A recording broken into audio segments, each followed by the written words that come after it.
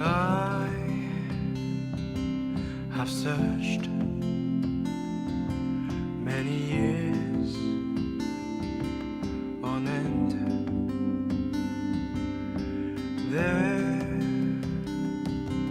was none that my soul could depend. My soul cries out for your presence in here. This very hour, for your presence in here. In His name I find, in His name I find, in His name I find the peace I seek. In His name I find, in His name I find, in His name I find the joy I seek.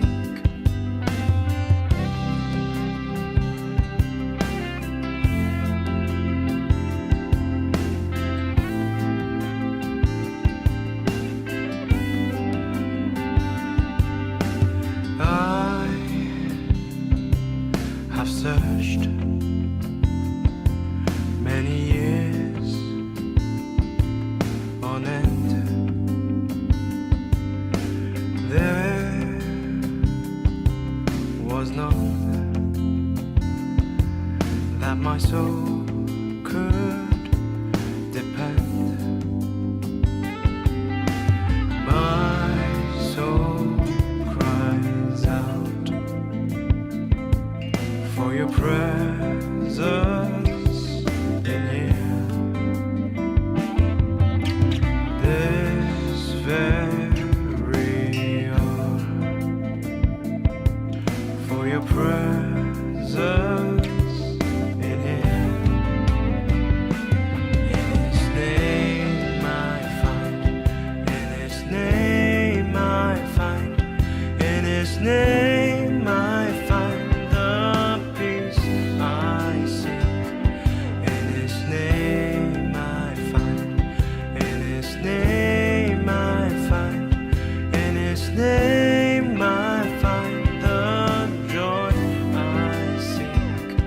In your presence I am free from the chain that has bound me.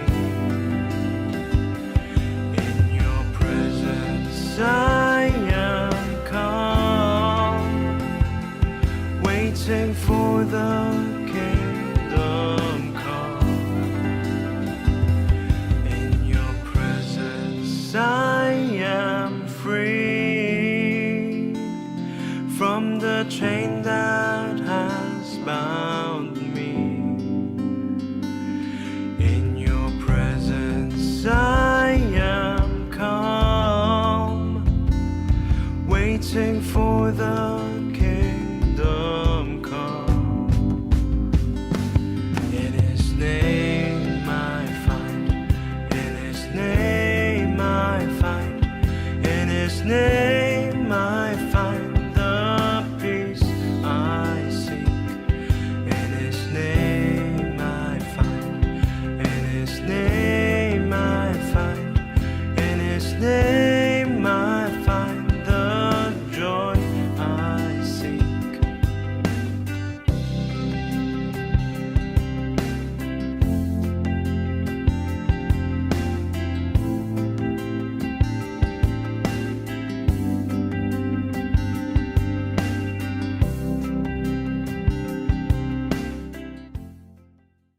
Welcome, everybody, to Live from the House for our new Real Talk, Real Faith series. I'm Danielle Devine. I'm Mark Othello. And we have an incredible lineup for you tonight. We have Stephanie Mumby on in a little while, and she's going to give us an update on how her and the kids are doing, which is awesome. And then she's going to talk to us about raising godly children and God's destiny for their lives. It's going to be super good, like super good. You definitely want to hang on for that. That's going to come in about 10 minutes, so make sure you stay on to listen to that. But in the meantime, I have the myth, the man, the legend, Mark Orsillo. You know he's the famous one of us all. We talked about that last time. But that was really reinforced because in the short life of Live from the House, Mark is our #1 interview. He had the most views of any interview we've had, and Dave Connor would be a close second. But Mark, we had to have you back on the show, bud. Thank you. you. were so good. Thank you. Yes, we love laughing with you. That's right. Yeah. And today is a really special day for us, isn't it? That's right. What is today? Today is my brother Anthony Orsillo's birthday. Oh my gosh, Anthony Orsillo, our little brother. Is he little? No, he's tall now. He's tall now. He's taller than us all, huh? And he talks Yes. like this. He is 30 today. We want to wish you a happy birthday. We love you. Aloha from Hawaii. Is that your aloha? Aloha. Oh, okay, do that again. That was... Aloha. This is Anthony. This is your gift from your older brother, Mark. He's doing a hula dance for you. Why don't you stand Aloha. up and do the hula dance for us? Aloha. Oh, yeah, that's- Aloha. That's really good. All right, sit down, bud. That's awesome. Mark, you're amazing. Of course I am. I know. We just wanted to say happy birthday, Anthony. We love you. He's 30 today. Give him a little shout out. So, Mark, Yes? we have you back on the program. Scoot That's- your little booty back. There you go. That's right, I am. I know. How you been doing? I'm doing really well, thank you very much. Yeah, you been at the house? Yes, I have. Yeah. What have you been doing at the house? Watching my movies What- and my shows. Yeah. What shows are you watching currently? I was watching Breakthrough. Breakthrough. You like that movie? I do. Yeah. Why do you like that movie? When that boy named John, he fell in the snow. Ice. And he couldn't get out in the water. Yeah. If you don't know this, Mark is an incredible movie buff, and what people don't know is he's super good at like knowing actors' names, knowing mascot names, right? Yeah, that's right, every high school. Yeah, every high school mascot, he's really good at that, so you should ask him a question. So, Mark, you work at the Lighthouse. Yes, I do. What is the Lighthouse? Lighthouse Candy Shop. Yeah, candy shop. How long have you been working at the Lighthouse Candy Shop? 13 years. No way. Yes, way. 13 years? That's right. Oh my gosh, that's a long time. That's right. Yeah, but you haven't been working since the virus, though. No. No, you've been at home being lazy. No, I'm not being lazy. A little bit lazy. I'm always home watching my TV all the time. Yeah, that's like the definition of lackadaisical. And do you know what I'm going to say? What? Taking the koala from last night. Oh, thank you, Nicole Wallace, for last night. Why are you thanking Nicole Wallace for last night? Because I'm going to be on tonight. Oh, because you're going to be on tonight, but she was on last night and you enjoyed it? I did. Who is Nicole Wallace? Our sister, Our perhaps. sister, yeah. Does she look like me or does she look like you? No, she like her own self. Okay, she looks like her own self. I can't argue with that. So, Mark, tell us about your life. What's going on? Well, my life is I'm happy. I got good parents. You do have good parents. And I love my parents. Yep, but you did get in trouble recently. Exactly. But we don't want to talk about that. No. No, okay. And also, I want to bring up, I love Jesus all my life. You love Jesus all your life. We actually know that about you because, Mark, what he is super good at is he just loves Jesus and he forgives so easily. I've never met anybody my whole life that forgives so easy. He does not hold grudges. He's a little love bug. I mean, we totally tell you never to give Mark your phone number, right? Because you'll call him every single day. All night. I heard you've been calling Beth at the front office every day. No, I have not. I've been talking to Beth a lot lately. Yeah, that's what I just said. Of course. Oh, Mark, you're awesome. Oh, I am so great. Anything you want to talk about tonight? Of course. Okay, what do you want to talk about?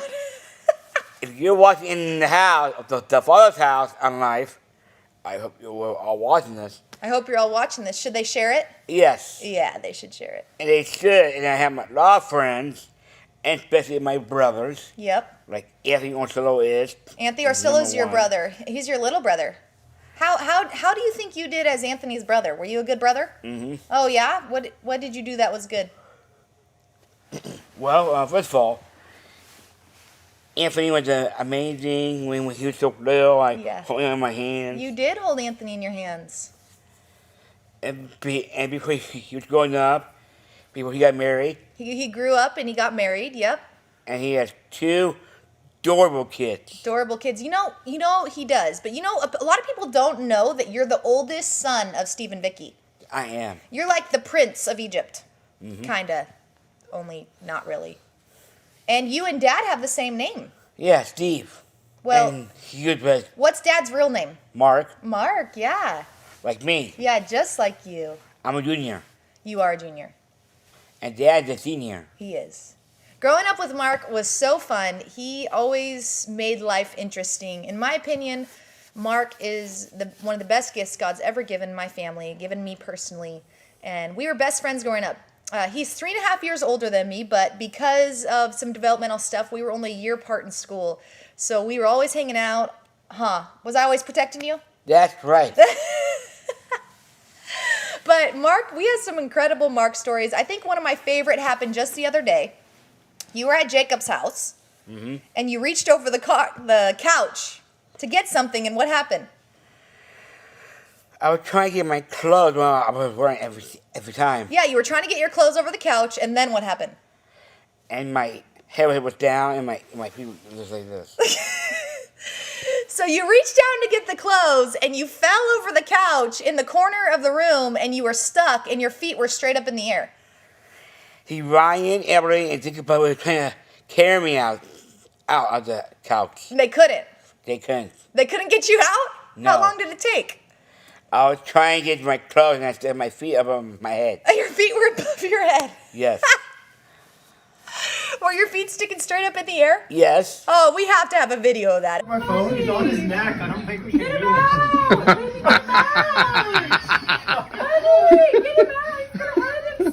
So we have lots of funny Mark stories. Yeah, we do, don't we, Danielle? Oh, yeah. Mark wants to do something for you. So Mark's mom, Vicky, I don't know if you guys remember this last week. Too much to my embarrassment, she did a Yogi Bear impersonation. I don't know if you guys remember that. Do you remember when Mom did the Yogi Bear impersonation? Hey, boo, taking it back from the ranger. That one? Yeah, that one. Mark, he wants to do his Bullwinkle impression for you. And I don't know about you. You can comment, but I think it's pretty darn good. So, Mark, let's see your Bullwinkle impersonation. You ready? Go for it. All right. Hello, I'm a Bullwinkle Girl here, so night. And where did you learn that from? Because the show called The Full House. Full House. Doesn't Joey Gladstone do that on the Full House? Yes, he does. Okay, you can stop now. Do I crack you up, Danielle? Mark, you always crack me up. You are silly. I know I am. You silly. like being silly? Oh, come on, cut it out. Oh, Mark. Oh, yeah. What are we going to do with you? I don't know. I don't know either. So how old are you, Mark? I'm 37-year-old man, 37-year-old man. and I need to act like it. So you just had a birthday. Yes. What did you get for your birthday? A lot of presents. From you, I have a different kind of shirt Yep. and ketchup. You got ketchup? Uh-huh. Were you excited about ketchup? Uh-huh. Wow. And 2 bars of soap. 2 bars of soap. Yes. What else did you get? And movies, Movies, okay. cups, Cups, soda, soda, crackers. cracker. Man, you're easy to buy for on your birthday. Mm-hmm. Yeah.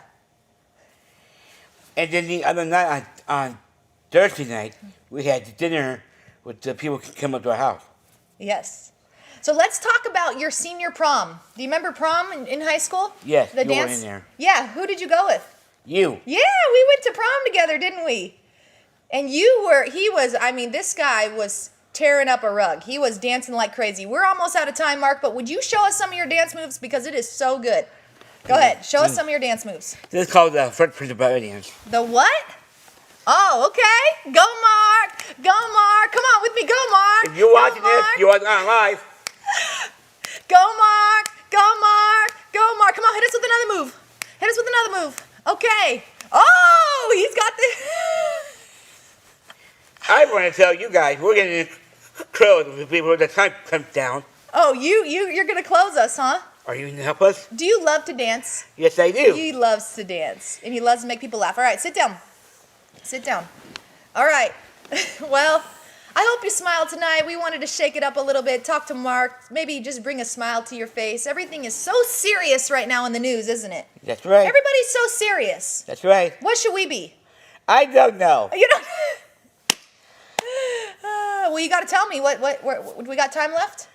Normal time is inspired. Yeah, time's expired. Are you going to say your name, Danielle? Am I going to say my name? Yes. How about you say it? I'm Marco Solo. And I'm Danielle Devine. And coming up, did you want to say something? Yes, I do. Okay, go ahead. It's coming up.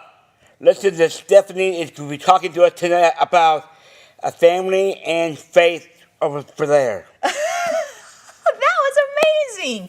Stephanie is coming on right now to talk us about faith and family and raising godly kids. I hope you enjoy it. And Mark and I will see you in a second to say goodbye. Ha ha.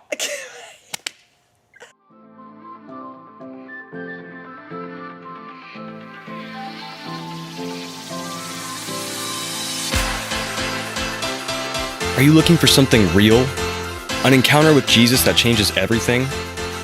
A place to belong and find purpose?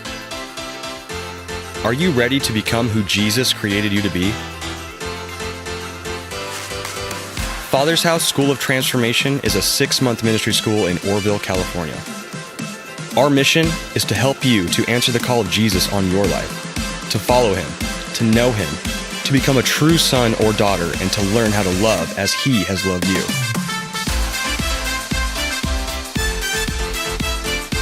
Through life-changing teachings, powerful times of worship, one-on-one mentoring, and hands-on training and outreach to the community, you will encounter the living presence of Jesus and be transformed.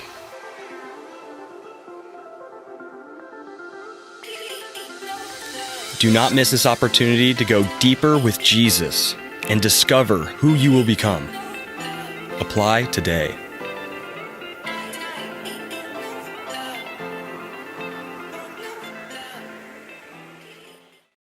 What's up, guys? I hope you enjoyed Mark. I am here, what a privilege, with Stephanie Mumby. And Hey, everybody. she was dying to get on. She wanted to get on because she wanted to say hi to everybody. I mean, because you're so introverted. Very. No, she's not. But no, it's been a hard couple months, year for you. I'm sure everybody wants to know how you're doing, how you're coping. Your husband, passed away a couple weeks ago. Was it 3 weeks ago now? 4 weeks Yeah, ago? 3.5 weeks. Jordy's your Yep. husband. Jordy, yep. He's the he was the associate pastor here at the Father's House. And I know he's been mentioned on a lot of the broadcasts. I would say that I'm doing well. I'm doing as well as I can do under the circumstances. I have certainly surprised myself You're very in strong. many ways. Yeah, I didn't think that I would be able to be as okay as I am, and then at the same time, I certainly didn't imagine what it would actually be like. I think when you are looking at a diagnosis, the way that we were for the last year, you kind of go through the scenarios in your mind. What's this going to look like? How am I going to be able to do this? Yeah. If the worst case happens, what's that going to look like? And you What's just that can't gonna be? prepare, right? Because grief is just different for every person. Some people just cry for months at a time. Some people have nothing and then they start grieving, and it's just so different. And just being free to allow grief to work its way. What have you and the kids been doing? You have 4 kids. Yeah, we've got 4 kids. We're just trying to figure out what life looks like as Yeah. a sort of new family. And, without Dad, that looks really different. Yeah. Really different. Each one of them is handling it differently. Yeah. And They're all so different. All 4 of them. all very different. Yeah, exactly. Such good kids, though. Such Yeah. good.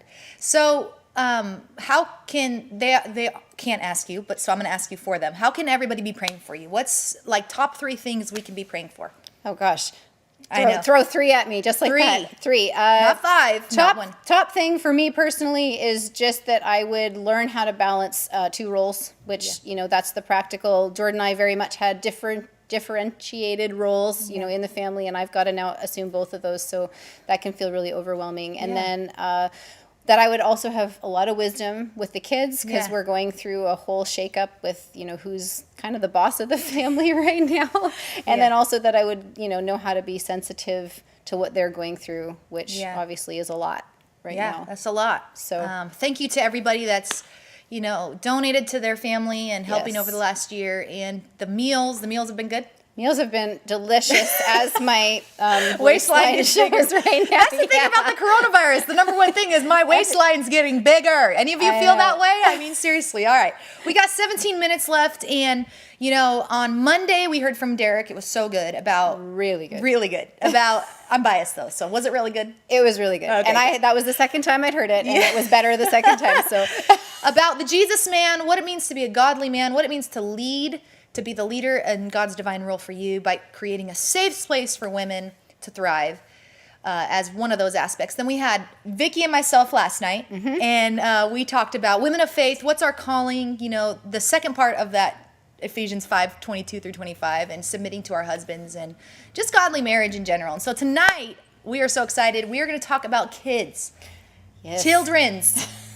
And if you've been like us, we've been stuck with our kids for now going on 8 weeks or something like that. But stuck's kind of such a negative word, but they're just around a lot. Now we're teacher and all that. And so I didn't really want tonight to go into specifics on, you know, how you discipline, how many times, all that. I kind of really felt like God leading us more to how important it is as parents to raise godly kids, and how from the beginning that is like so important. Like from the moment they're conceived, like what is our role and what are some things, some mishaps sometimes that we do as parents from the beginning? Oh gosh, right from the beginning. From the beginning, a little seed. Beginning. I think the biggest thing that we can kind of, you know,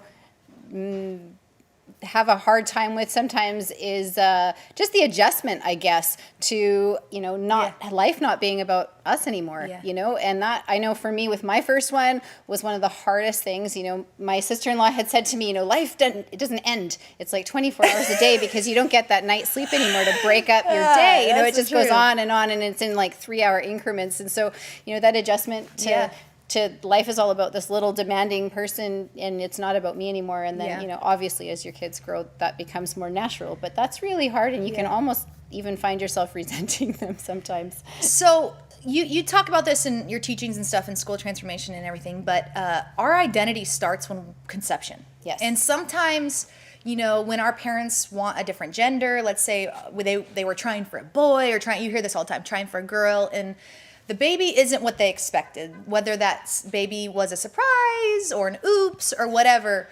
How does that affect a child's identity, and what is our response? Let's say we did that. Too late, cat's already out of the bag, I did that. How as a parent can I help make my child feel secure and safe, and they're exactly who I wanted them to be? I think it really starts with dealing with your own heart, you know, because they sense deeply, even almost from conception, or maybe even from conception, you know, they sense whether or not they're wanted. And so, you know, it can take a while, even a year or so, you know, sometimes to really come to terms with one of those things. And so, you know, first of all, asking the Lord for forgiveness, because he certainly was the one that chose these things. Chose their personality, chose their gender. And sometimes even their existence. And so, you know, every time their existence. Well, if they're a surprise, you know, that's their existence, right? So coming to repentance within yourself, you know, and asking for his forgiveness, and then also asking, you know, Lord, change my heart, get me to the right place. And then from there, you know, you can even speak to a small baby and even ask for their forgiveness. They can't answer you, but their spirit really understands a lot more than we give them credit for. Yeah, I'll never forget, I was 12 weeks pregnant with Dallas. She's my middle, she's 4. And I had to get one of those 12-week ultrasounds. Okay. And the lady been doing it for like 25 years. She was a G. She was up in paradise. And she's like, Danielle, like, speak to the baby. They can hear you. And I was like, no way. She goes, I've been doing this for 25 years. Speak to the baby. So she has the wand on my belly, and you see the little peanut. She's like that big. And I go, and she's not moving. And I go, hey, baby, I love you so much. And she just starts going up and down on the screen. And I'm talking to her. And then when I stopped, she stopped. This happened 4 times, Stephanie. That's incredible. And every time, and this lady wasn't a believer. And so it really is important that if you have caused any reason for your kid to doubt that you wanted a girl, that you wanted a boy, that that you wanted, it's really important to ask for forgiveness, and probably not if they're old and say, hey, I wanted a boy and you're a girl. That probably would do more damage. That's true. But if they're babies and they don't understand, or when they're sleeping, ask their spirit to forgive you. That's so important. That sets the stage for everything. Absolutely.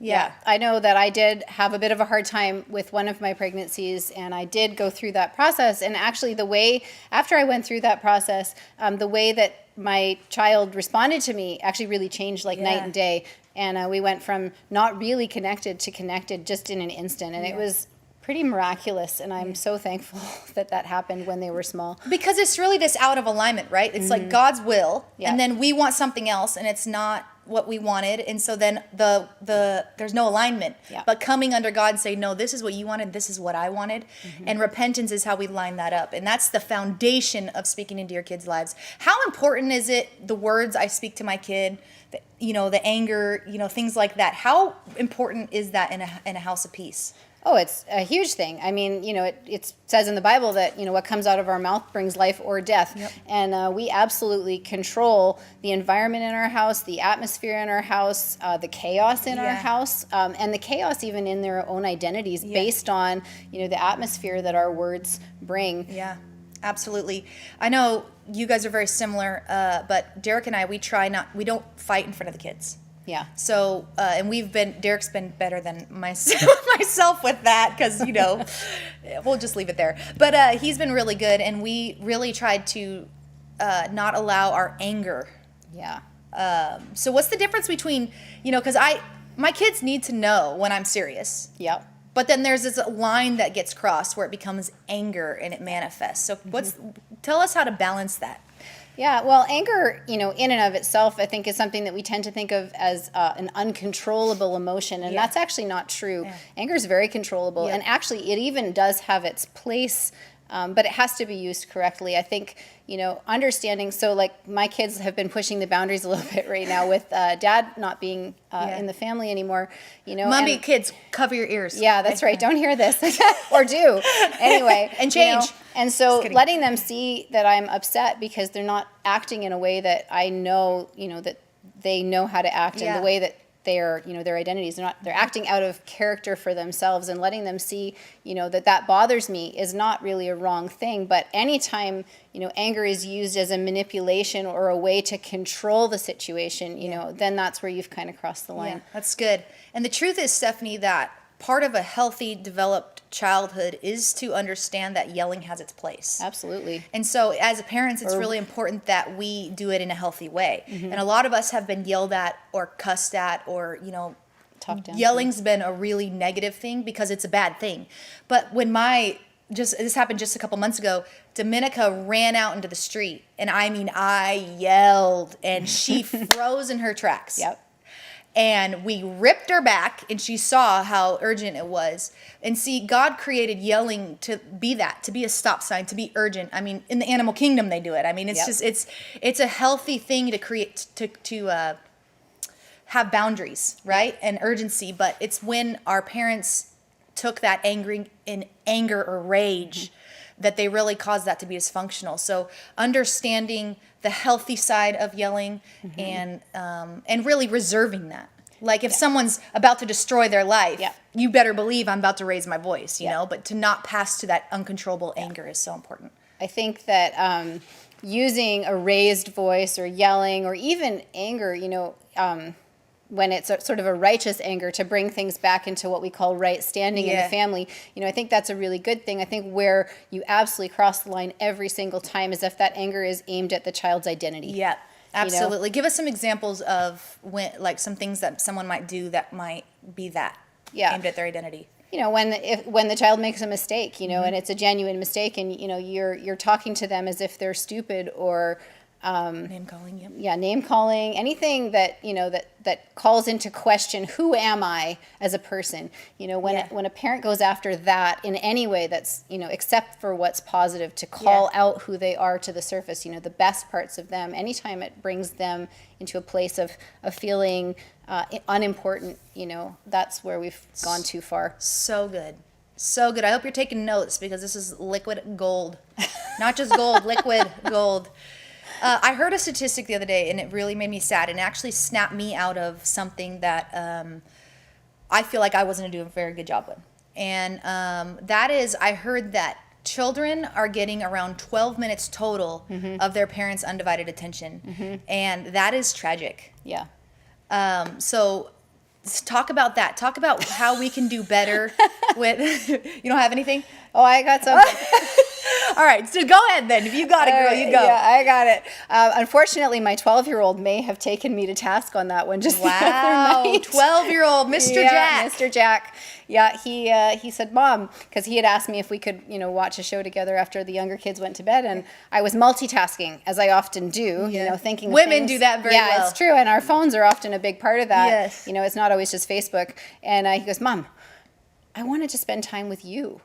Could you put your phone down? Woo! That was, you know, it's kind of like a knife to the heart for a second. Yeah. But it definitely He put you on timeout. He might have, and he was, you know, he was respectful, but it really, you know, brought me to a place of, oh my gosh. And we're not called to be, the thing too is, I'm going to switch a little bit. We're not called to be our kids' best friends. No, We are called to hold the line, teach them boundaries, and discipline is a big part of that. absolutely. So let's talk about the concept of discipline, where it fits in raising godly kids. Yeah. Well, discipline is I think actually one of the most important ways that we make our kids feel loved. And there is something that happens in them when you notice that they're going the wrong way. Yeah. And, you know, when it comes to discipline, it's really important to really think long term. You know, why is this moment important? If my child continues to go this direction, what's going to happen to them? Yeah. You know, do they understand respect for authority? Yeah. Have they learned how to control themselves? Like, all of these things become really important when you start to think of them as teenagers or at their first job. Yeah. You know, or even Well, like, later on in life. We see all these kids just throwing tantrums and getting Yeah. away with it. Yeah. Now we're seeing adults who throw tantrums. Yeah. Literally, adult tantrums are happening everywhere and anywhere, because we're not teaching these kids, hey, no, there's a way to act, and this is not it. Your emotions don't get to rule you. Absolutely. And that's what you're saying is, like, I'm going to mold this behavior now so that when you're 16, 21, 30, Yep. you know, you're not still acting like a toddler. Absolutely. And it's so important. Yeah, even a small child can learn to control their emotions, and that doesn't mean that their emotions aren't important. And Or that that's they're probably- robots. Right, or that they're robots. Yeah, you want them to still have their emotions. You want their emotions to grow up healthy, and even, you know, that you understand their emotions. But that doesn't mean that the emotions get to control the family, and that's, I think, a big deal. Yeah, because so often people allow the younger children to freak out, and that affects the other kids. Absolutely. Affects the peace of the family. Such a good example. DJ, he's 16. He'll be 16 months here pretty soon. Yep. And he's doing this thing, Stephanie, where I'll say he'll have something in his hand. This morning it was hairspray. I can only imagine. Yeah. And he likes toothpaste too. I did too. If my parents couldn't find me, I was under the table eating toothpaste. And both him and Dominica are very similar. They did that too. So anyways, I ask him for it. He won't give it back to me. So then I take it out of his hand because hairspray in his mouth, that's dangerous. Yep. He does not like things being taken out of his hand. So he'll run 15 feet away, throw himself on the floor, yell, and cry. Yep. And the thing as a parent, which is, it epitomizes what you're saying so much, is basically it's okay for him to be frustrated. Absolutely. That's what he is. He's frustrated. But the whole throwing himself on the floor, yelling, you know, screaming at me, that's the part that needs to be changed. I need to teach him how, okay, it's okay to be frustrated, but let's communicate, you know, and it's hard for him because he's not communicating much, but let's talk it out. Let's, you know, and that is where you're steering their behavior, not shutting off the emotion. That's a real emotion, but teaching them how to deal with it. Yeah, absolutely. And it's important, you know, I believe, for the adult who has some life experience, you know, to be sort of what we call in my family, you know, the boss of the family. And that doesn't mean that the kids are unimportant, but it means that, you know, my children respect the one who's in charge, and their emotions are, something we will walk them through. But in this case Yeah. with DJ, he's frustrated, but he's also frustrated because you're the boss and he knows Yeah. it. And that's, And I he's a think, boy. and he's boy. And that's a good place for him to be. Yeah, it's so good. So, I think another major point, Stephanie, is sometimes we want to put our kids and us on the same level. It's what you're just saying. One time I was discipling a woman who just had a kid, and the kid was ignoring her, and he was like, I think he was 2 years old. And someone's playing their bass out there. So if you hear that, it's someone playing their bass. It's live, so we can't. Anyways, she said, well, he's ignoring me. He doesn't want anything to do with me, so I'm going to ignore him. Oh, wow. And so I had to look at her, and I was like, you're acting like a 2-year-old? Like, you're going to actually Go down to his level. go down to his Yeah. level and act like, and I think sometimes parents do that. It's like, well, if you're going to yell at me, I'm going to yell at you. And it's remembering I'm the parent, Yeah. or I'm not going to discipline you a certain way because, you might think that's okay. Well, no, establishing the parent and the kid in a relationship is so important. Yeah. I believe that it's really important, and I've talked to a lot of moms and dads Yeah. about this, is that, you have family values, and I think your kids need to know what those values are. We call them things like, you don't say no when we ask you something, or, this is how we speak to each other, or, there's lines that they should know that they can't cross, Yeah. and when they do cross those lines, they kind of know what's going to happen, and that There's kind of- consequences. absolutely. Because in life, there's consequences. Absolutely. And that's one thing that I think we've forgotten in a lot of ways, Yeah. sort of with our generation, is that, life isn't going to center around them when Yep. they're adults. And That's we have so to good. teach them how to be themselves, but in the right way.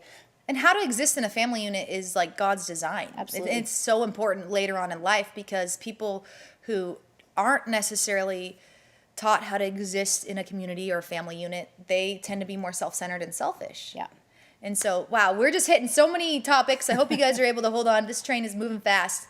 Man, I had a great question for you, and it just flew the coop.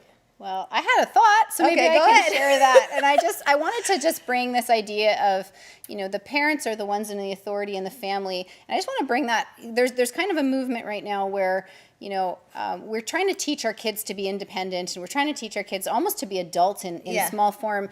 And learning to follow a parent is going to eventually transfer on learning to follow God. Yeah. But when So we good. bring kids, Say that again. Say that learning again. to follow a parent is eventually going to be transferred onto learning to follow God. That's so and, good. And if he's going to be their Lord when they grow up, And their they have- authority. yeah, absolutely. They have to understand how to submit to correct discipline, which is really just moving them from the wrong way and correcting their course onto the Yeah. right way. And God's going to do that with us over and over and over again in our lives. Yeah. And so we want our kids to be able to respond to that. Yeah, that's so good. I remembered my question. Okay, go ahead. When you first had your son, Jack, 12 years ago, Steve, my dad, Pastor Steve, kind know of where you're corrected going. you Yeah. guys a little bit. Absolutely. About the role of a baby in the family. And I think that's an incredible, powerful, we're kind of out of time, so real quick. The baby goes with you. So explain that concept and how important that is. Okay, so what Steve did tell us was that, your baby doesn't get to determine the way that you do life. Yeah. And that was a bit of an about face for us because, we were very much stuck to his schedule, and that was affecting our relationships with other people. It was Yeah.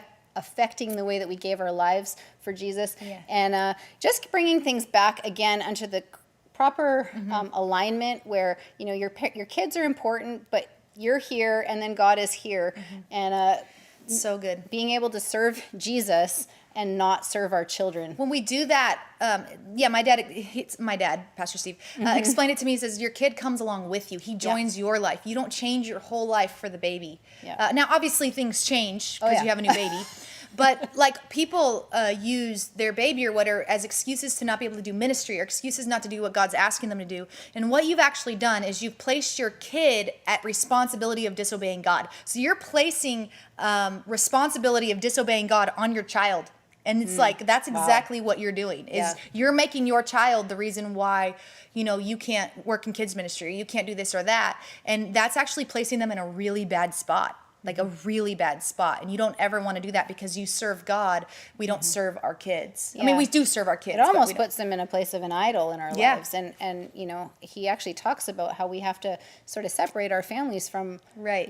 following him. Just an example, I had a friend and she was wanting to do something, serve somebody in a certain way. And she's like, I can't because I have this baby. And the baby was 6 or 7 months and the dad could have watched him.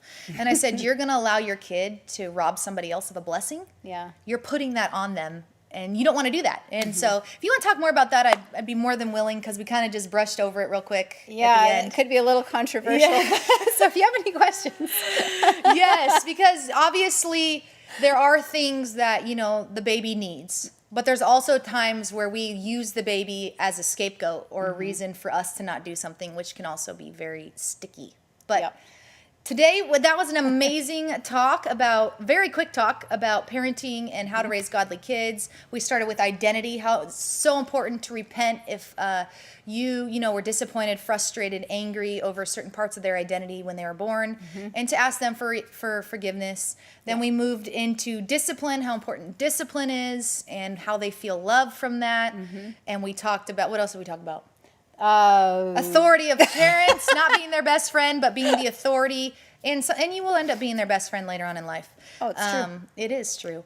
And just being a safe place for our kids. It's so hard. It's so overwhelming. That's the thing about having kids that was so crazy for me, is I was totally blindsided by how much I loved this little thing and how emotionally connected I was. It's amazing. Yep. Yeah, and then we ended with have the kid join your life. Yep. Don't change everything. Obviously, some things change, but don't change everything. Allow the kid to come with you, minister, and help you minister to the world. Yep. And the last thing I wanted to talk about, which we didn't get to, was be who you say you are, Absolutely. right? Yeah. Don't be someone in front of everybody else and then someone else behind closed doors, because in my opinion, I'm going to leave you with this, that is the number one killer of Christianity and our kids, is the hypocrisy they see behind closed doors. So make sure you are who you say that you are. We hope you enjoyed this tonight. Yep. Give Stephanie a shout out. Be praying for her and her family through please this do. trying time. We're definitely going to have her on because she was amazing again. So Yay. I know, tie your shoes on tight there, sister. Yep. We are so excited. We are going to be back tomorrow. I hope you guys can join us 6 o'clock. See you guys later. Bye.